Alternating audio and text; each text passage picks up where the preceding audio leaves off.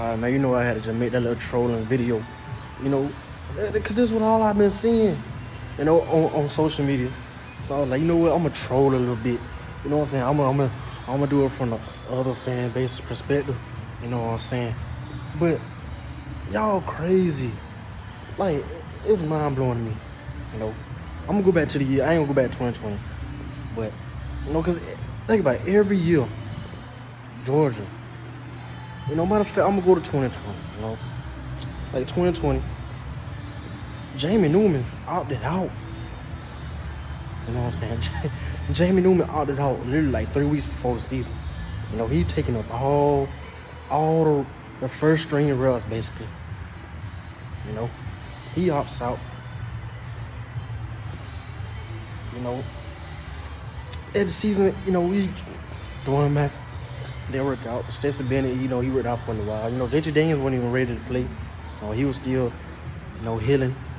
Now, as we've seen, like, that ACL injury process, when he had an ACL and MCL tip, I think. And Cam Rising, he died for the season. Like, it just broke a news. Cam Rising ain't even playing this year. He probably going to be playing Florida State, for his 6th, 7th year or whatever. I think 7th year. He probably going to get him a medical red shirt. He's going to be playing at Florida State after Jordan Travis leave. I won't doubt it. But either way, so yeah, JT Daniels wasn't ready to play. Okay, we straight up lost to Alabama. Alabama was just way more equipped to put up points than what Georgia was. And Stetson Bennett wasn't ready.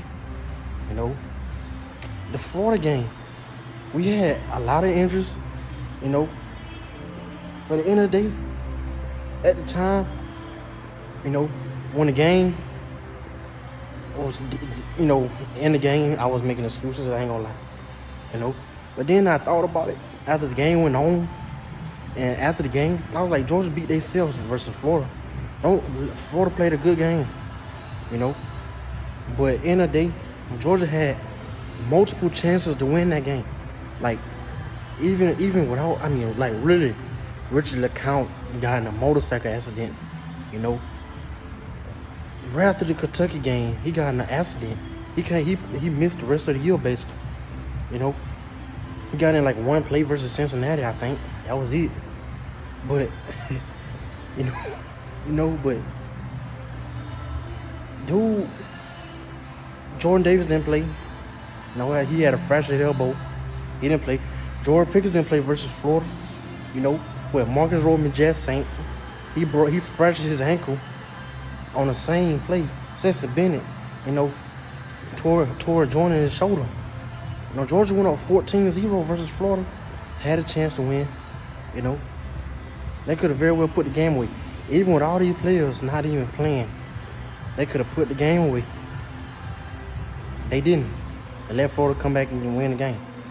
And on top of that, I ain't trying to make the video too long. I'm trying to hurry up. But you going to get my point what I'm trying to make. If Tyreek Stevenson, he dropped the interception, in the Kyle Trask threw right to him, he dropped it. But that was a kind of, a tough catch at the same time. He had to dive out for it, But it was catchable. You know what I'm saying? But Mark Will, Florida was up. I think Florida was up 7 points. Or 10. Could have been 10. Matter of fact, it could have, like I say, it could have been 13 or 10 points, I think. Either way, the game was close. Kyle Trask threw a right to Mark Will. Literally, he threw a right to Mark Will. That's a walk-off pick 6. And he tried to run with it before he caught it. Think about it. He catch that pick 6. Georgia is I can't remember what score, but the game is way close. I think Georgia would have had the lead. I think it was like 6, 7, or it could have been up by like 10. Either way, it's a ball game. Mark Will dropped the pass. He dropped it in a pick 6. Nobody else in front of him but Kyle Trask, and he had momentum running. It would have been a pick 6. Even the announcer said everybody in the stadium knew it. Dropped it. Multiple overthrown balls. by Dwan Mathis and Stetson Bennett. I know he had his shoulder, but it what it is. You know, what drop passes by the wide receivers. You know, spectacular catches by Florida wide receiver. Like Kyle Pitts made some crazy plays. Trayvon Grimes had that catch over Tyson Campbell. He just, you know, that catch still in my head right now. You know, and he had made a crazy play. You know, he reached up like 10 feet in the air and snatched it out of the air with Tyson Campbell. So what I'm saying is, and Florida caught it. The turnover Georgia had, Florida capitalized. You know, and Georgia threw it to him. Florida caught it in the ball. Caught the interception. When Kyle Trask threw it to Georgia defenders, they dropped it. So what I'm telling you is, if Georgia execute like they supposed to, they win the game. They win the game versus Florida. Even with Kyle Trask throwing for 700 yards and 7 touchdowns, it seems like, they still win that game. If they catch the interceptions instead of drop it. If they catch the balls that's caught instead of drop it. You know, catchable passes. You know, if Demetrius Robinson dive out for that ball instead of just, you know, giving up on it because it's a couple yards in front of him, you know, it's the little things in that game that Georgia could have won.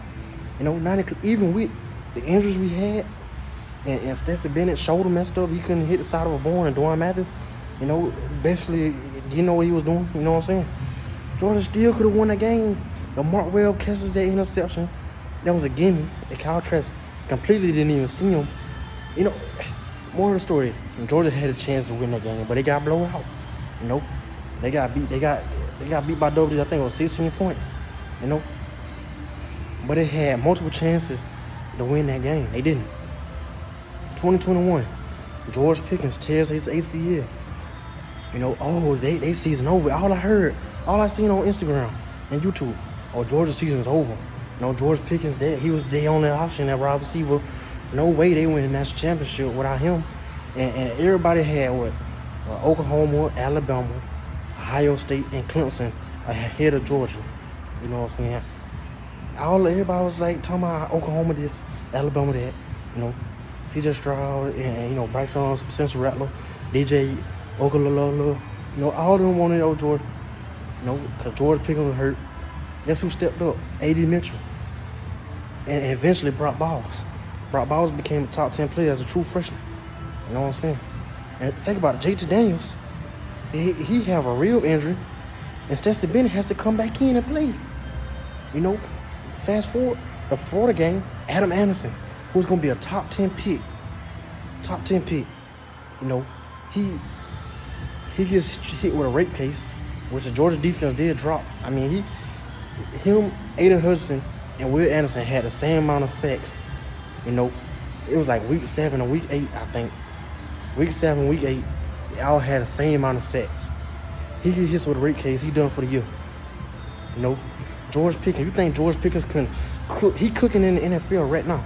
You think he couldn't cook any DB that was in front of him? Come on, be for real. And Georgia had players that stepped up. 2022, you know. And plus, in 2021, Georgia had wide receivers banged up for days. Jermaine Burton banged up, Kerry Jackson banged up, you know. But the list goes on and on. You know, Aaron Smith, of course, he was banged up.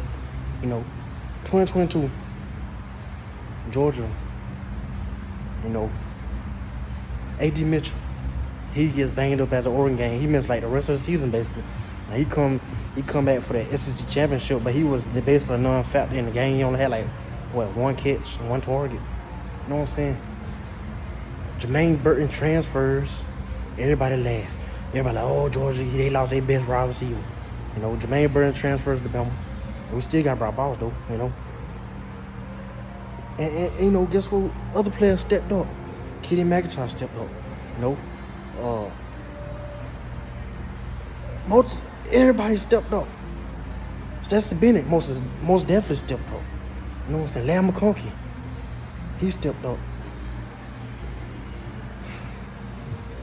Fast forward, you know, week of Florida, Nolan Smith goes out with a torn pec.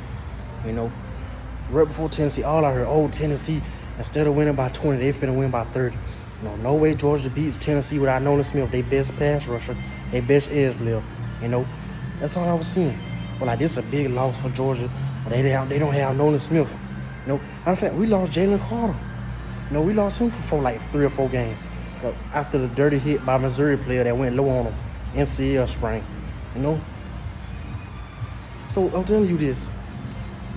All these players we lose every year. Georgia lose big time players every year. And Georgia had close games. Georgia had close games last year. And now that all of a sudden we won 2 national championships, losing key players every year. Back-to-back years we lost key players and we won championship. Now we lose Brock Bowers and everybody think we finna lose 3 or 4 games. Given the fact, I know that, you know, Missouri and Ole Miss and Tennessee and Florida in the 4 games, you know, well, whatever, it's gonna be tough. You know, in the SEC championship game, if we make it, I know it's gonna be tough. But y'all act like Georgia didn't bring in Ra Thomas and Dominic Lovett for a reason. Like Larry McConkey, he's getting healthier and healthier. He still could cook a lot of DBs. You know, Georgia still has a running game to lean on. And Carson Beck, y'all act like we lost a quarterback. Don't get me wrong. When Brock Bowers was playing, I don't feel like Georgia can lose. Like, he gives me that confidence that we go in the game, like, we got Brock Bowers, I feel like we got a chance. You know, I feel like we could go down 10, 13 points. Now Georgia can't do that. I'm going to be real. Georgia can't go down 10 or 13 points. But guess what? It's called execution. They got to catch the ball. You know, Carson Beck got to hit his throw. If he hit his throw versus Auburn, the game is over in the first quarter. Instead, he don't. Next play after that, he throws an interception. Auburn got some momentum. You know, South Carolina game, he missed a couple throws. The kicker missed a field goal. The kicker missed 2 field goals that stopped Georgia from getting 30. Instead it was 24-14. It could have been 30-14. And on top of that, couple drops, couple overthrows, you know, couple inaccurate passes by Carson Beck kept South Carolina game. So what I'm getting at, if Georgia executes, they don't need Brock Bowers to still win by double digits or win the game. And like I told y'all last year, when they was like, oh, Georgia lost 50 players, they gonna go 8-4. If Georgia wins every game by 1 point and holding up that trophy at the end of the year, that's all that matter. What can they say? Oh, Georgia's the worst team to win the national championship. This 2023 Georgia team that three-peated is the worst national championship team to win by 1 point. I mean, to win the national championship because they only won every game by 1 point. They beat Florida by 1 point. They beat Missouri by 1 point. They beat Ole Miss by 1 point. They beat Tennessee by 1 point. You know what I'm saying? I don't care. At the time, I do care watching the game because I can't take that. You know, to win every game by 1 point. But at the end of the year, in January, 9th or 10th or whatever, if Georgia wins that championship, oh, that's irrelevant. So, I ain't trying to make the video too long, which is already 13 minutes. But y'all acting like every team, you look back, every team has struggle wins. Every national championship team has struggle wins. I mean, besides maybe 2013 FSU, and they had it in the Auburn game. Auburn should have won the game. You know, Auburn had a chance to put it away, and they didn't. You know, and Auburn shouldn't even been there. The Auburn team was the luckiest team ever, and FSU got a chance to play them. You know, but either way, you get what I'm saying. You go back to Alabama, they had times they lost to Ole Miss back-to-back years. You know what I'm saying? LSU 2019, possibly is the best college team of all time. You know, they had struggle wins against Vanderbilt. Auburn had them. Auburn literally had the game. You know, it was like a drop pass that on like 3rd or 4th down, or like 4th down, they went forward and the dude dropped the pass like a slant pass. He dropped it, and LSU came back and won the game. Whatever. Texas had a chance to win, even though I know like LSU was the LSU then, but I'm saying LSU had struggle wins. You know, Alabama had a chance to win the game. You know, they controlled the game the whole time. Alabama had a chance to still win. You know, so Florida gave LSU all they had to. You know, at LSU. So what's 2020 Bama? You know, they literally, the score was like 3-3 in the halftime. And then all of a sudden, like, I think in the second half, they scored like what? It was like 63-3 or something like that. You know, Ole Miss put up like 75 points versus Alabama at Alabama. You know, I know the fans wasn't, you know, like it was, but Ole Miss gave Alabama a good game. Florida, you know, if Trey Dean don't fumble that ball by John Mechie, like the game could have looked better. So what is this?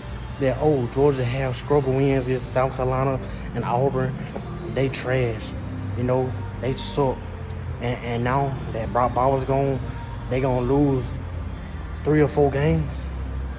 Come on, be for real, man. Georgia is still, don't get it wrong, Georgia still got weapons. I mean, they defense still good, and they got injuries on defense. And Georgia getting healthy at the right time.